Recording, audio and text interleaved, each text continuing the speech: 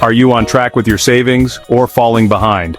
This is a question that keeps a lot of people up at night, and for good reason. Welcome to Ruthless Hustles, where we help you outwork, outthink, and outlast the competition. Today, we're tackling a big one. How much money you should have saved by age 50. This isn't just a number. It's a benchmark for your financial freedom, your peace of mind, and your ability to live life on your own terms. For some of you, the number I'm about to share is going to be a wake-up call. For others, it'll be a confirmation that you're on the right path. But here's the deal.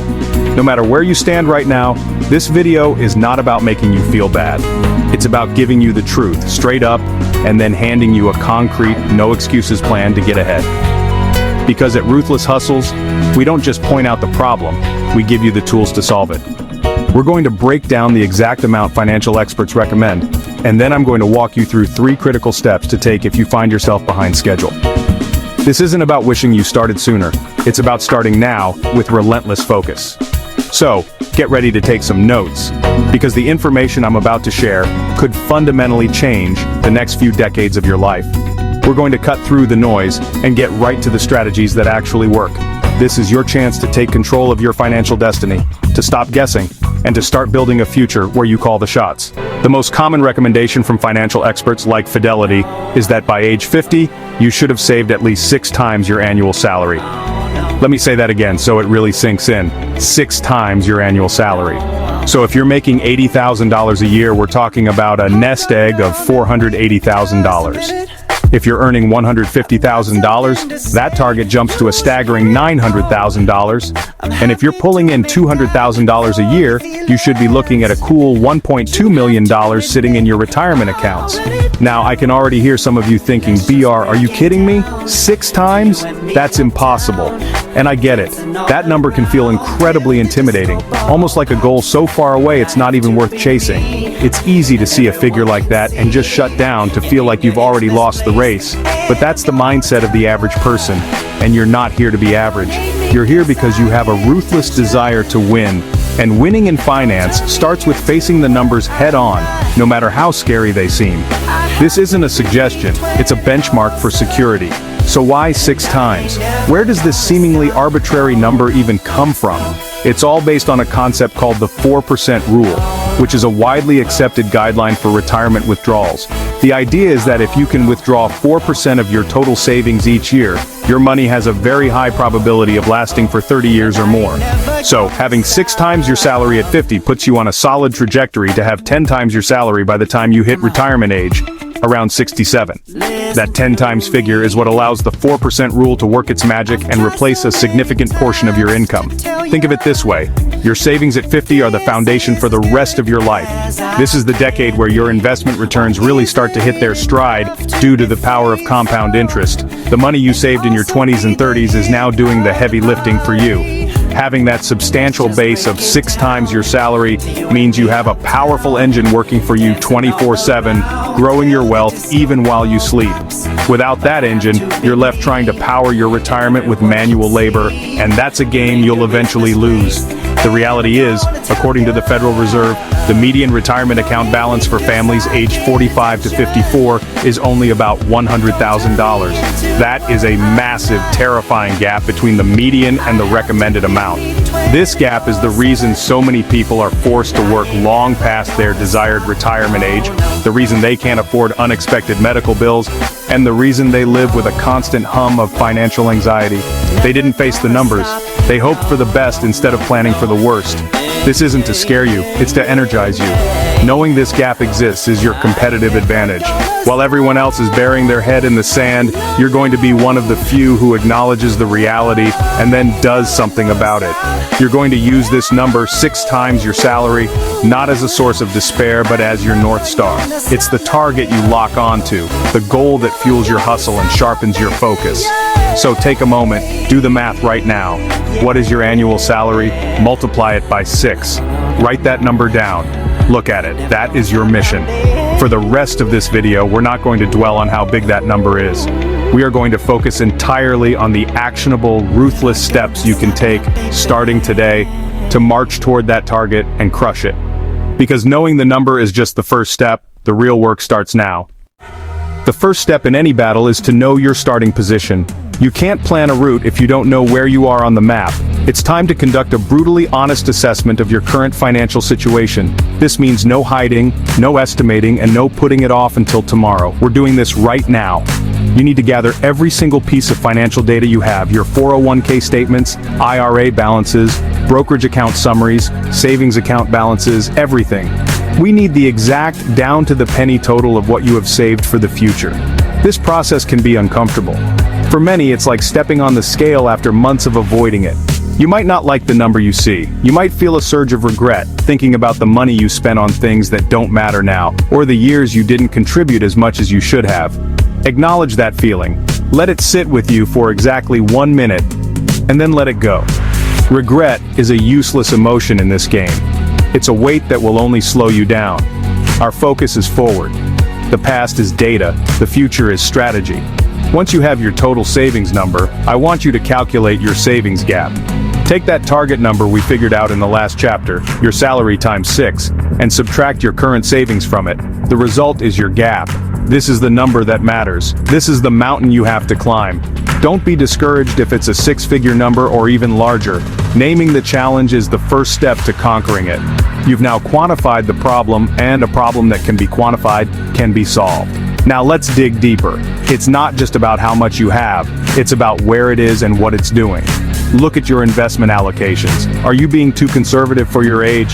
At 50, you still have a good 15 to 20-year time horizon before retirement, which means you should still have a significant portion of your portfolio in growth assets like stocks or index funds.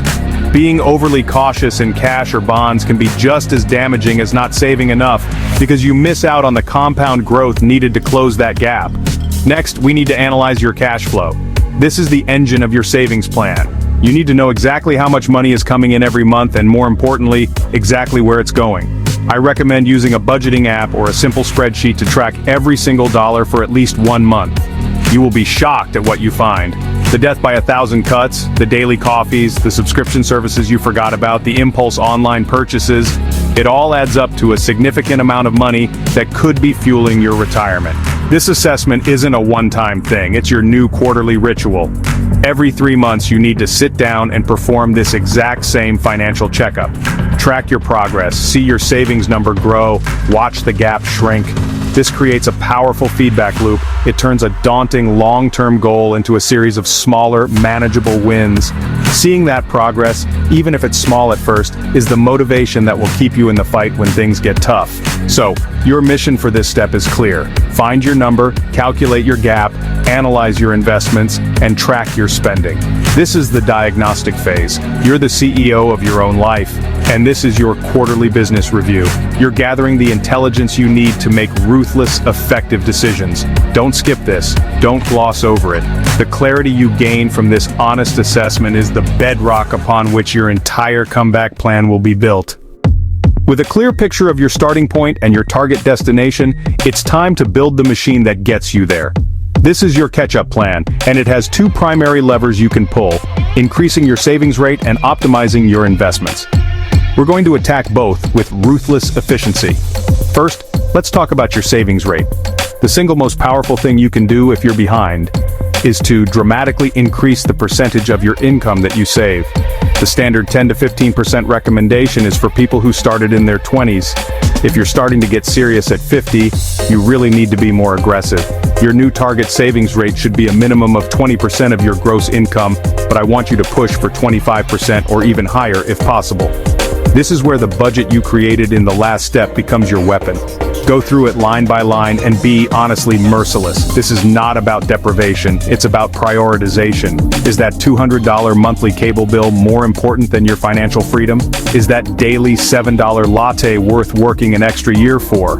Every dollar you cut from your expenses is a dollar you can immediately redirect to your investments to start working for you. The second part of increasing your savings rate is to maximize every single tax-advantaged retirement account available to you. At age 50, the IRS gives you a massive advantage called catch-up contributions. For 2024, that means you can contribute an extra $7,500 to your 401k or 403b on top of the standard limit. For IRAs, you can add an extra $1,000. This is a gift from the government. It's free money in the form of tax savings. Not taking full advantage of this is like turning down a raise. It's non-negotiable. You must max out these contributions. Now for the second lever, optimizing your investments. This is where you make your saved money work harder. First, consolidate your accounts. If you have old 401 TAs from previous jobs scattered around, roll them over into a single IRA. This makes it easier to manage your portfolio, track your performance, and reduce fees. Simplicity leads to focus. Second, look at the fees you're paying. A 1% difference in annual fees might not sound like much, but over 15 to 20 years, it can cost you tens or even hundreds of thousands of dollars in lost growth. Switch to low-cost index funds and ETFs. Next, rebalance your portfolio to align with your new, aggressive goals. As I mentioned, at 50, you still have a long runway. A portfolio of 70% or even 80% in stocks, primarily through broad market index funds, is often appropriate to get the growth you need. Don't try to be a stock-picking genius. Just buy the whole market through funds like VTI or VOO and let the power of the global economy work for you. Set it, automate your contributions, and let it grow without emotional interference. The final piece of the catch-up plan is on the income side of the equation. Cutting expenses has a limit, but increasing your income is, in theory, limitless. At 50, you have decades of experience and wisdom. How can you monetize that? Can you take on a side hustle? Do some consulting in your field? Can you negotiate a significant raise at your current job now that you have a powerful why motivating you? Earning an extra $500 or $1,000 a month and putting 100% of it directly into your investments can dramatically shorten your timeline to financial independence. This isn't a get-rich-quick scheme. This is a get-wealthy, deliberately strategy. It requires sacrifice, discipline, and a relentless focus on your goal. You're going to automate your savings so the money is invested before you can even touch it. You're going to review your plan quarterly to stay on track. You're going to be more intentional with your money than 99% of the population. This is the ruthless hustle. It's hard, but it's nowhere near as hard as the alternative facing retirement with fear and regret. We've covered a lot of ground today. We faced the hard number 6 times your salary by age 50. We walked through the brutally honest assessment you need to perform on your finances. And we engineered a concrete 2-pronged catch-up plan focused on aggressive saving and optimized investing. The information is all here. The path is clear. The only variable left in the equation is you. Will you take this information and actually do something with it, or will you click away and go back to the way things were? The choice you make in this moment will echo for decades. Remember, your age is not a barrier, it's a source of strength. You have wisdom, experience, and hopefully, a higher income than your younger self. These are powerful assets in your financial arsenal. Don't get discouraged by where you are today. Get energized by where you can be tomorrow. Every dollar you save, every expense you cut, every investment you make is a vote for a future of freedom, security, and choice. This isn't about just scraping by in retirement. It's about building a life where you are in complete control. The hustle is about more than just money.